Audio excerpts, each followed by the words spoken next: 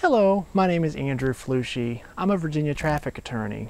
Today I wanted to talk to you about what to do if your license gets suspended.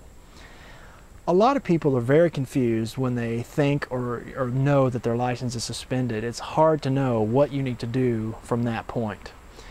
Honestly, the very first step, if you think your license may be suspended or you've been told by an officer or the court that it is suspended, the very first step that you need to take is to have someone drive you to DMV and get what's called a compliance summary.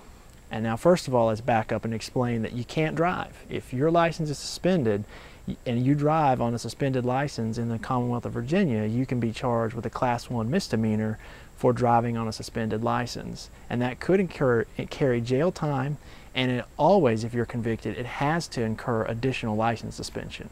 So you need to have someone take you to the nearest DMV office and get a compliance summary. You can just pull that for yourself, just tell them that you need the compliance summary, and you can also get a driving record while you're at it, and it will cost a small fee. I think it's about $8. That compliance summary will tell you what you need to do to get unsuspended. So that's your key document that'll tell you exactly what you need to do to get unsuspended. And hand in hand with the driving record, the driving record will usually tell you why you're suspended in the first place. And if you have any questions about how to read that or what it means, you can definitely consult with a traffic attorney and we can help you determine why you're suspended and how to get unsuspended. One of the common reasons people get suspended, and then you may not even realize it, is for not paying a traffic ticket on time. In Virginia, when you get a traffic ticket, you're given a court date on your summons. And that's the day when you can appear in court and contest it or even plead guilty and just pay the fine.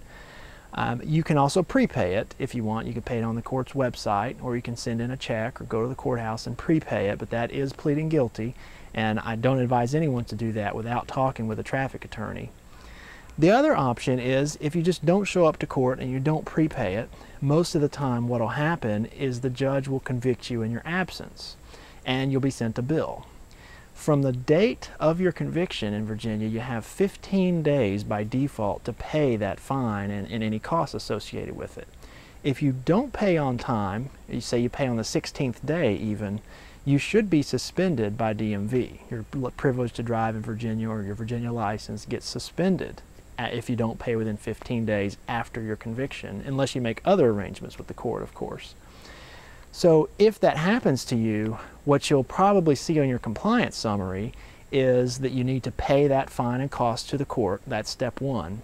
The second step, unfortunately, is that because you were suspended, Virginia DMV is going to require you to pay a reinstatement fee.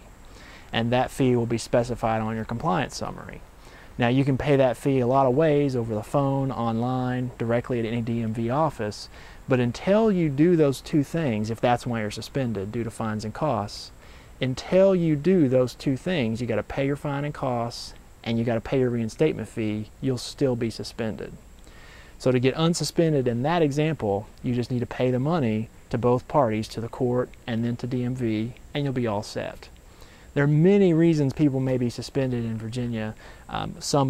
Most of them are usually about money, honestly, or it could be a suspension due to having a prior conviction where the judge actually took your license as punishment, or DMV took your license as punishment.